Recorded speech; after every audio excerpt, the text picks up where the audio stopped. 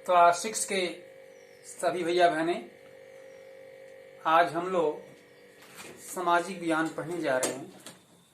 पुस्तक का नाम है सामाजिक एवं राजनीतिक जीवन। भैया बहनों, इस पुस्तक में हम लोगों ने पहला पाठ पढ़ा, जिसमें ये देखा कि दो समीर बालक कैसे एक अमीर घर का है, एक गरीब घर का है, किस प्रकार की असमानता उनके अंदर था और कैसे मित्र बने, इस घटना को हम लोगों ने पढ़ा। उससे संदर्भित ये अध्याय 2 विविधता एवं भेदभाव, इस पाठ का नाम है दूसरा अध्याय विविधता एवं भेदभाव। इसको पढ़ने से पहले भैया बहनों, हम थोड़ी सी यह बताना चाहेंगे कि आप लोग यह मत समझ जाइए कि विद्यालय खुलने के बाद हम कुछ पढ़ेंगे, ठीक से लिखेंगे, तो ऐसा नहीं। आप लोग कॉपी बना लिए होंगे, जो नहीं बनाए हैं वो बना लीजिए। भूगोल का एक पेज सादा रुदार कॉपी बना करके लिखिए, और इतिहास और ये नागरिक जीवन के लिए एक कॉपी बना करके आप लोग लिखना शुरू कर दीजिए और उसको याद करिए। दूसरे भैया बहने जो नहीं काम कर रहे हैं उनको भी आप लोग कहें और अपना सभी काम शुरू कर दीजिए। फिर दूसरा समय इस प्रकार को दोहराने का नहीं मिलेगा। तो आइए हम लोग दूसरा अध्याय विविधता एवं भेदभाव। भारत में विविधता क्यों है, भेदभाव किस प्रकार का है, तो इसको हम लोग देखेंगे। भैया बहनों, भारत में अनेक प्रकार की भाषाएं बोली जाती हैं, अनेक प्रकार के लोग वस्त्र पहनते हैं, बोली बोलते हैं। यहाँ पर लगभग 100 से ज्यादा प्रकार के नृत्य हैं और लगभग जो है अनेक प्रकार के भाषा को विभिन्न प्रांतों में बोलने वाले लोग हैं। और ऐसे हम देखते हैं कि पुस्तक को आप एक बार ध्यान दीजिए तो देखते हैं कि ये जो विभिन्न प्रकार के जो घरों से बच्चे हैं, जो कोई अच्छा पहना है, कोई केवल बंडी पहना हुआ है, कोई ये आप देखते हैं कि लाल पहना हुआ है, कोई का बाल किसी प्रकार से है। अब पता नहीं इसकी आंतरिक भावना क्या है, ये कितना खाया है, कितना ही नहीं खाया है। ये एक अब बालक देखते हैं कि ये जो है ये बैठा हुआ है साइकिल पर, ये कृपल है, अपंग है, उसके साथ कैसे सभी भैया बहने एक साथ हाथ जुड़ाए हुए और एक समानता से खड़े हैं। और इसी के आधार पर हम देखते हैं कि भेदभाव कैसे हम आपस में मिटा सकते हैं। संसार में पूरे 8 मुख्य भाषाएं हैं, धर्म हैं, और उनको मानने वाले अनेक प्रकार के अनुयायी हैं, और अनेक प्रकार के लोग अपने अपने प्रांतों में अपने अपने विचारों से, अपने अपने कर्तव्यों से अपनी जीविका को निर्वहन करते हैं। इस प्रकार से हम देखते हैं कि ये विविधता से भरा हुआ हमारा देश और हमारा पूरा संसार ही है। आप ये देखते हैं कि विविधता एवं भेदभाव में क्या हम सोच सकते हैं। आप देखते हैं कि कोई हिंदी बोलता है, कोई अंग्रेजी बोलता है, तो उसमें कितना भेदभाव है ये हम जान पाते हैं। आप देखते हैं कि अपने भारत देश में जन्मे महार जात के ये जो डॉक्टर भीमराव अम्बेडकर जी थे, उनके साथ कैसे भेदभाव किया गया। इस कहानी को हम लोग एक छोटे कहानी के रूप में पढ़ेंगे, आएगा बीच में। इसके बाद हम देखते हैं कि किस प्रकार के आजीविका को चलाने वाले लोग, इसे कूड़ा उठाने वाले और नीच काम करने वाले, उनके साथ किस प्रकार का समाज बनता है और कैसे हम उनको हेय दृष्टि से देखते हैं, यह भी इसमें बताया गया है। लेकिन भैया बहनों, अंत में यह बताया गया कि इन सबके साथ हमारे हेय दृष्टि नहीं होनी चाहिए। जो हमारी असमानता है उनमें समानता होनी चाहिए, अर्थात अनेकता में एकता होनी चाहिए। आप अपनी कक्षा को ले लीजिए, हो सकता है विभिन्न घरों से भैया बहने आते हैं, विभिन्न जात के हैं, तो उनके साथ वास्तव में किसी भैया बहन को ऐसा भेदभाव नहीं होना चाहिए। और भेदभाव आने के लिए ये आएगा पूर्वाग्रह। अभी इसमें कि कैसे हम पहले से भेदभाव मान करके उसके प्रति हम कैसे पूर्वाग्रसित हो जाते हैं, यह सब हमारे सामने आएगा। तो ये हम देखते हैं कि हमारे पूर्वाग्रह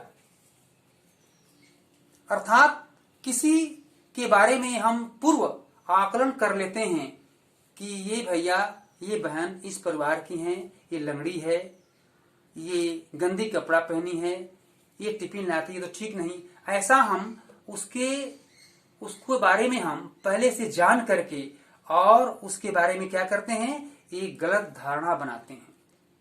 ये क्या हुआ, ये पूर्वाग्रह हुआ। भैया बहने, ये हमारा दोष का कारण है। हमें इस प्रकार की बातों को नहीं सोचना चाहिए। पूर्वाग्रह शब्द हमारे लिए अपमान है। इसलिए हम देखते हैं कि हम कई प्रकार के लोग जो आलसी हैं, कंजूस हैं, उनके बारे में भी हम पूर्वाग्रसित हो जाते हैं कि भाई एक भिक्षुक भी भिक्षा मांगने जाता है तो समझता है कि अरे वो तो उनके पास अमीर तो है लेकिन बहुत बार जाने के बाद वो कुछ देते नहीं, अर्थात उसके मन में भी पूर्वाग्रसित अर्थात पूर्वाग्रह वो हो जाता है और इस प्रकार से वो अपने मन में एक धारणा बना लेता है क्या, कि उनके यहाँ नहीं जाना है। ऐसे भी समाज में हमारी है, जैसे कि नीच जाति के लोगों को ये बताया गया कि आप मंदिर न जाइए, आप अच्छे काम न करिए, तो ये क्या है, ये पूर्वाग्रह है। इसको मिटाने के लिए हमारी सरकार ने विशेष प्रकार के कदम उठाए और आजकल भी बहुत जोरों से इस पर सरकार विचार करके और नए नए कानून और नए नए विचारों को हम समाज के प्रति सचेत करने का ये आग्रह कर रही है और नियम बना रही है। इस प्रकार से हम देखते हैं कि पूर्वाग्रह अर्थात भैया बहनों, आप लोग एक एक शब्द को सोचते जाएंगे। यह प्रश्न और उत्तर जो आपको लिखाया जाएगा वो तो अलग है। आपके पुस्तक में जो ये पारिभाषिक शब्द है, पूर्वाग्रह है, ग्रामीण लोग हैं, शहरी लोग हैं, इसको भी आपको लिखना है। ये पारिभाषिक शब्द हैं, इसको आप लोग लिखेंगे। केवल पाठ के अंत में प्रश्न उत्तर है, उसको आप लोग खोज कर लिखेंगे या लिखा भी दिया जाएगा, परंतु पारिभाषिक शब्दों को लिखना है। अब आते हैं पूर्वाग्रह। पूर्वाग्रह को कौन कौन भैया समझ लिया? हमको लगता है कि जो भैया बहने ठीक से ध्यान नहीं देते हैं क्लास में, वो एक एक शब्द को नहीं समझते। पूर्वाग्रह को एक उदाहरण दे सकते हैं? हाँ, आप बताइए भैया। ठीक है, आप बता दिए। चलिए आप दूसरा उदाहरण बताइए। नहीं बताएंगे। देख, जैसे दूसरा उदाहरण हो सकता है कि जैसे कोई अच्छा इंग्लिश बोलता है और एक भैया बहन को हिंदी पर अधिकार है, और वो हिंदी बोलता है लेकिन वो अंग्रेजी बोलने वाले के प्रति उसका पूर्वाग्रह है। नहीं भाई, कैसे अच्छा बोल लेता है, मैं नहीं बोलता हूँ। ये उसकी अंदर हीन भावना आती है और हीन भावना आने के बाद क्या होता है, वो पूर्वाग्रह होता है। और अंग्रेजी बोलने वाला भी अपने आप को ये मान न ले कि वो हिंदी बोलती है और वो ढंग से अंग्रेजी नहीं बोलता है, तो वो अपने को अलग रूप में पूर्वाग्रह हो जाए। इस प्रकार से अनेक उदाहरण है। जैसे आपके घर पर, आवास पर कोई कूड़ा ले जाने वाली आती है, तो क्या वो कूड़ा ले जाने वाली वो एक मानव जात की है, वो गरीब है? इस प्रकार के उसके साथ हमें पूर्वाग्रह नहीं होना है। उसको यदि वो आपके घर में आकर के पानी मांगे तो उसको बड़े प्रेम से देना चाहिए और हमें पूर्वाग्रसित होकर के उसको दुत्कारना नहीं चाहिए। इस प्रकार से इस पूर्वाग्रह पर जो है भैया बहनों बहुत कुछ उदाहरण रखा हुआ है। हम सोच सकते हैं, एक बात सोचेंगे और उस पर ज्यादा हम विचार करेंगे। आइए, ग्रामीण लोग। अब ग्रामीण लोग, हम इन बातों पर बहुत कम ध्यान देंगे क्योंकि आप लोग जानते हैं ग्रामीण लोग किसे कहते हैं। गांव में रहने वाले लोग क्या होते हैं, तो गंदे कपड़ा पहनते हैं और अपने जीविका चलाने के लिए खेतों में 12 से 14 घंटा 18 घंटा तक काम करते हैं। जैसा कि इसमें पुस्तक में दिखाया गया कि 12 से 14 घंटे तक काम करते हैं। ग्रामीण में काम करने वाले लोग क्या करते हैं, शहरों की अपेक्षा अपने जीवन को एक आराम तलब में नहीं लेते, एक मतलब कि कठिन जीवनचर्या का पालन करते हैं। वे पशुओं को पालन करते हैं, वे एक साथ अपने भेदभाव को नहीं रखते। इस प्रकार से ऐसे ग्रामीण लोग हैं। और इसके बाद हम देखते हैं कि शहरी लोग भी क्या होते हैं, कहा गया कि वे लोग आलसी होते हैं, वे लोग ज्यादा पैसा का चिंतन करते हैं, वे ज्यादा अपने आप में स्वयं की प्रेरणा से काम करके और अपने आप को आगे मानते हैं और ये मानते हैं कि हम लोग शहर के हैं और वे लोग देहात के हैं, गांव के हैं। इसलिए गांव के लोग यदि कभी शहर में जाता है किसी के क्वार्टर प्रवास पर, तो उनके साथ जो है क्या होता है, वही हेय दृष्टि होती है। लेकिन भैया बहनों ऐसा नहीं, सभी लोग ऐसे नहीं हैं। कुछ लोग आने के बाद बड़े आदर से उनको मानते हैं, वो समझते हैं कि भाई ये लोग गांव से आए हैं, ये लोग इस प्रकार के हैं। तो ऐसे भी हमारे समाज में असमानता को दूर करना है। लड़के और लड़की में भेदभाव, ये भैया बहनों इसको हम तो समझा रहे हैं, परंतु समझाने के पहले आप लोग लगभग इसमें आधे से अधिक भाग समझ चुके हैं कि लड़के और लड़की में भेदभाव किस प्रकार का होता है।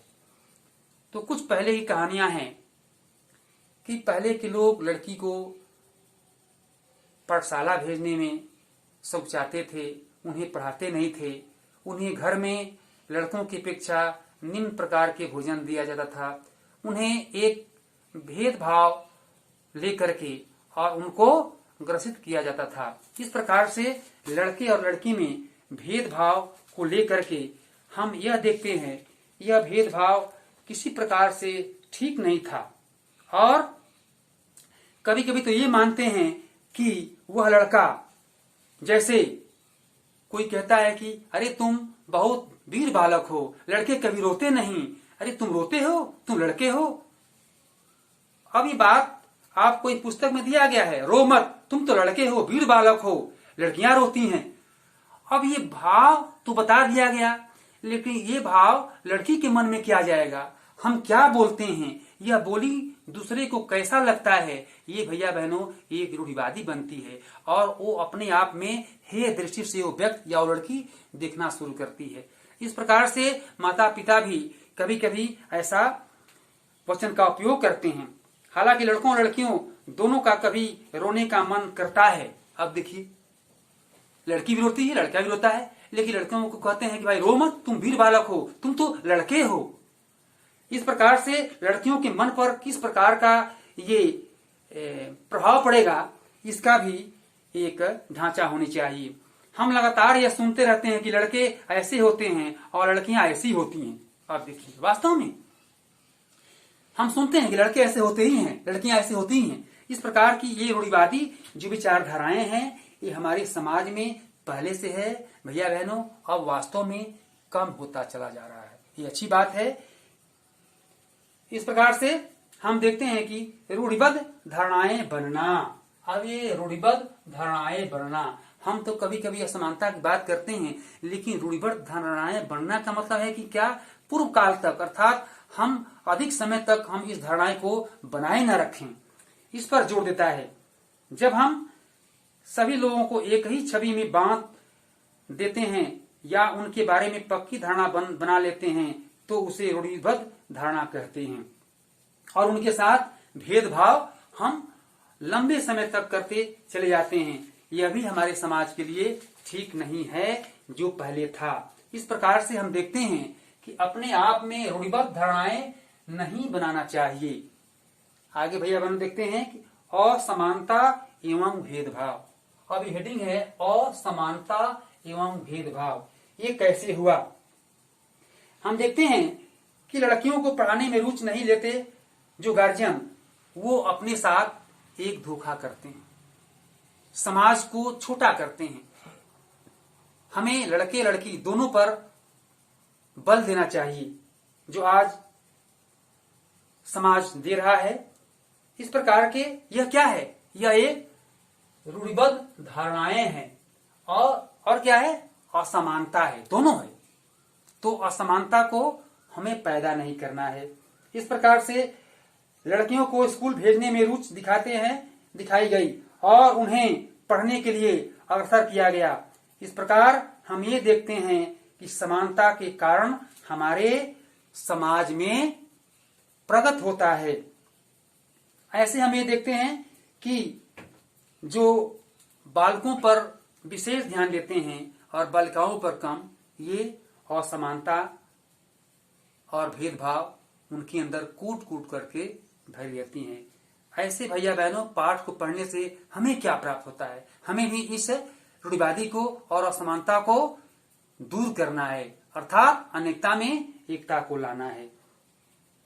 भेदभाव का सामना करने पर, अब हम देखते हैं कि भेदभाव का सामना करने पर क्या होता है।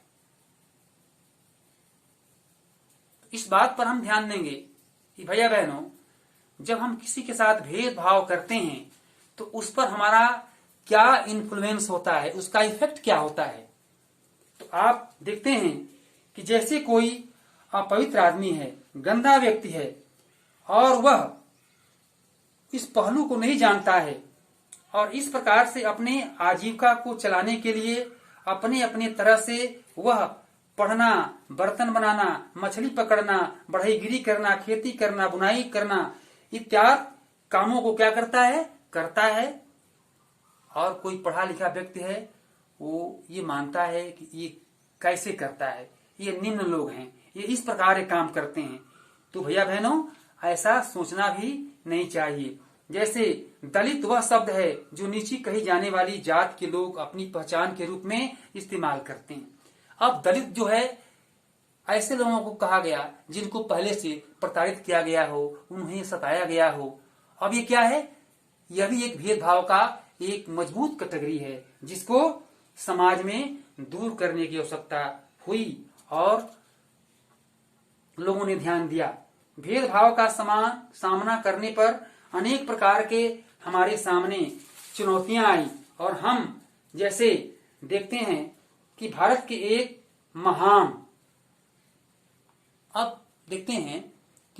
एक महान नेता जिनको हम भीमराव अंबेडकर के नाम से जानते हैं, उनके साथ किस प्रकार के भेदभाव किए गए। एक बार की कहानी आती है कि भीमराव अंबेडकर 1891 से 1956 के बीच में इनका कार्यकाल रहा। ये अंबेडकर जी एक दलित समुदाय के लिए, उनके अधिकारों के लिए कैसे लड़ाई लड़े और आज उन लोगों को किस हौसले को उजागर करने के लिए और कैसे उन्हें आगे बढ़ाया। उनका नारा था, पढ़ो, संघर्ष करो और आगे बढ़ो। ये उनकी नारा जो है, कितने उन दलित वर्गों को आगाह करके कितने उनको आगे पहुंचाया। आज हम देखते हैं तमाम प्रकार के दलित वर्ग के लोग अच्छे नौकरियों पर हैं, अच्छे सेवाओं में उनको मिला है और उनको करने का अवसर मिला है। इस प्रकार से अंबेडकर को एक बार वो अपने कहानी में लिखते हैं कि जब हम केवल 9 साल के थे, वे महाराष्ट्र में, और जब अपने गांव जा रहे थे भैया बहनों, जब अपने गांव जा रहे थे तो अपने पिताजी और अपने साथ जो नौकर था उसकी प्रतीक्षा स्टेशन पर कर रहे थे, स्टेशन पर, और टिकट भी लिए थे। इसके बाद वो देखते हैं कि गाड़ी विलंब हुई।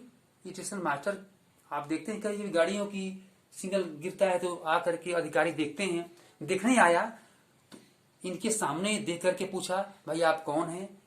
इन्होंने दिखाया कि मैं टिकट लिया हूं। तो क्या आप कहाँ जाना है? हम कहें कि आपको गोरे गांव जाना है, गांव घर।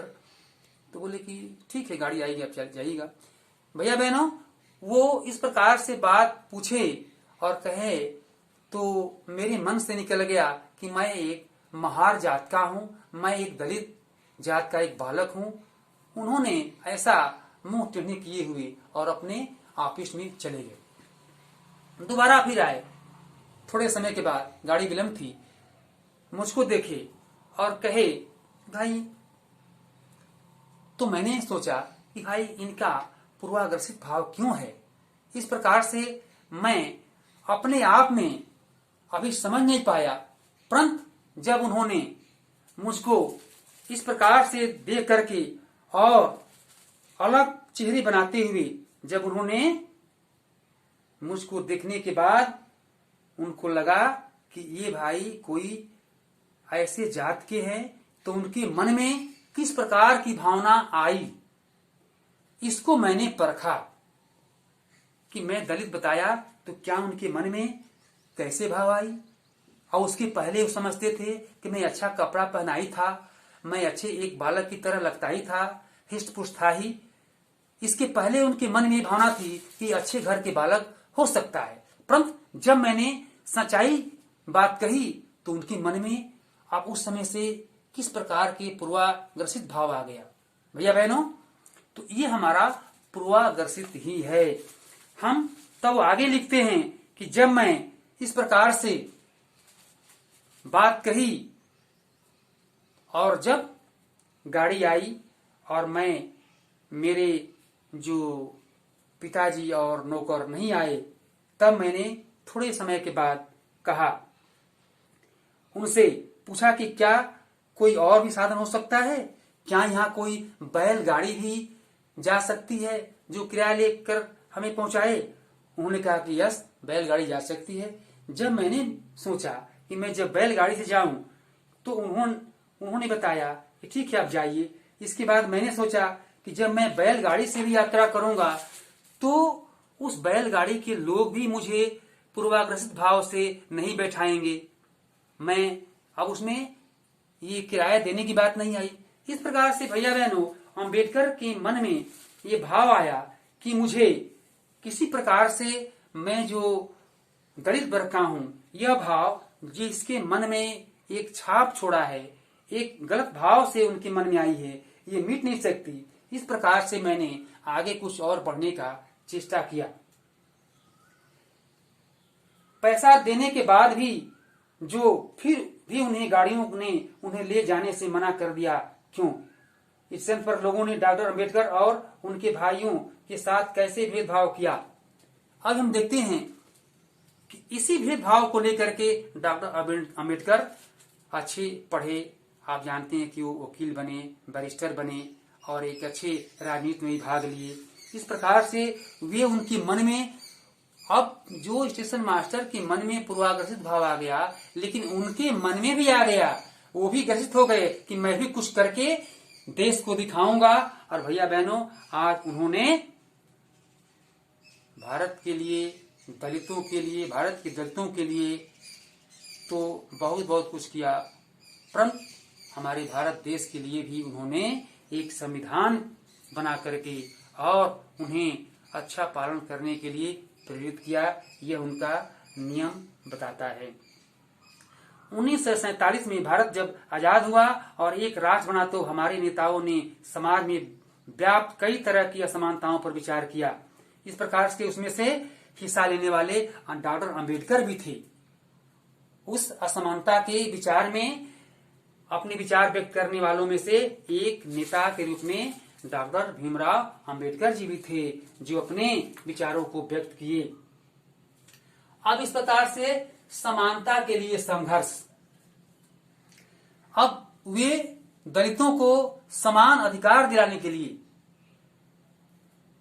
भैया बहनों, जब उन्होंने ऐसे घटना उस स्टेशन मास्टर को सुनाए और अपने मन में बात को ठान ली कि मैं ऐसा करके दिखाऊंगा, तब उन्होंने समानता के लिए संघर्ष, अब वे क्या किए, अब उस कमी को दूर करने के लिए वे अपने जीवन में संघर्ष करना शुरू कर दिए। और संघर्ष में क्या हुआ, ब्रिटिश शासन से आजादी पाने के लिए जो संघर्ष किया गया था उसमें समानता के व्यवहार के लिए किया गया था, और उस संघर्ष भी शामिल था दलितों, औरतों, जनजातीय लोगों और किसानों ने अपने जीवन में जिस गैर बराबरी का अनुभव किया उसके खिलाफ उन्होंने लड़ाई लड़ी और अंबेडकर भी उसमें सम्मिलित हुए। इस प्रकार से दलित के अलावा कई अन्य समुदाय हैं जिनके साथ भेदभाव किया गया, और आप भेदभाव के कुछ अन्य उदाहरण सोच सकते हैं। भैया बहनों, भेदभाव के अनेकों एग्जाम्पल उदाहरण हो सकते हैं। इस प्रकार से हमारे अंबेडकर जी अपने दलितों के लिए संघर्ष करके और उन्हें इस चरम सीमा पर पहुंचाने का और समानता का अधिकार दिलाने का उनका एक प्रबल प्रेरणा थी। असमानता आज भी मौजूद है। समानता वह मूल्य है जिसके लिए हमें निरंतर संघर्ष करते रहना होगा। भारतीयों के लिए समानता का मूल्य वास्तविक जीवन का हिस्सा बने, सच्चाई बने, इसके लिए लोगों से संघर्ष उन्होंने किया। आंदोलन और सरकार द्वारा उठाए जाने वाले कदम बहुत जरूरी है, इस पर भी उन्होंने अपने दृष्टिपात किया। इस प्रकार से भैया बहनों हम देखते हैं कि अम्बेडकर का जीवन बहुत ही एक आनंद भरा हुआ जीवन अंत में हो गया। लेकिन इसके पहले उनका जीवन क्या था, वो कैसे अपने आप को संविधान में अपने परिवर्तन करने के लिए अपने आप को कैसे अपने विचारों को न्यौछावर किए और धर्म, भाषा, त्योहार सबके लिए अनिवार्य हो, यह पर विचार किया। उन्होंने धर्मनिरपेक्ष देश के लिए जो लोग जहां बिना भेदभाव के अपने धर्म का पालन करते हैं, इसे हमारी एकता के महत्वपूर्ण कारक के रूप में देखा जाता है। हम इकट्ठे रहते हैं और एक दूसरे की इज्जत करते हैं। उन्होंने ये सोचा कि अब हम किसी जात धर्म के हों, अमीर हों, गरीब हों, लेकिन एक दूसरे का इज्जत करें, जैसा कि उन्हें अपने जीवन में इज्जत नहीं मिला। परंतु अम्बेडकर जी ने ऐसा कार्य ही किया, ऐसा संघर्ष ही किया जो उन्हें देश याद करेगी और करते ही रहेगी। इस प्रकार से भैया बहनों, असमानता और भेदभाव के विचार को मिटाने वाले, समानता के लिए संघर्ष करके और लोगों को ऊंचाई से ऊंचाई छूने के लिए प्रेरित करके और उन्हें आगे बढ़ाने का श्रेय हमारे भीमराव अम्बेडकर को रहा।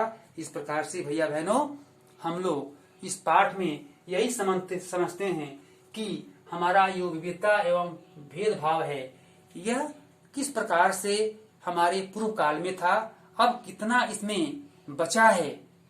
हमको यह भी आकलन करना है कि पहले बहुत भेदभाव था, आज भी है, लेकिन अब लगभग 10% के बराबर है। 90% भेदभाव समाप्त हो चुका है। आप देखते हैं शादियां भी अंतरजातीय हो रही हैं, किसी कास्ट से किसी कास्ट के बच्चे शादी कर रहे हैं, गार्जियन भी उसको मंजूरी दे रहा है। इस प्रकार से ये सारी जो असमानताएं हैं वो समानता में बदल रहा है। इस प्रकार से आप देखते हैं कि अब किसी जात के लोग धनी हो रहे हैं, किसी जात के लोग गरीब हो रहे हैं।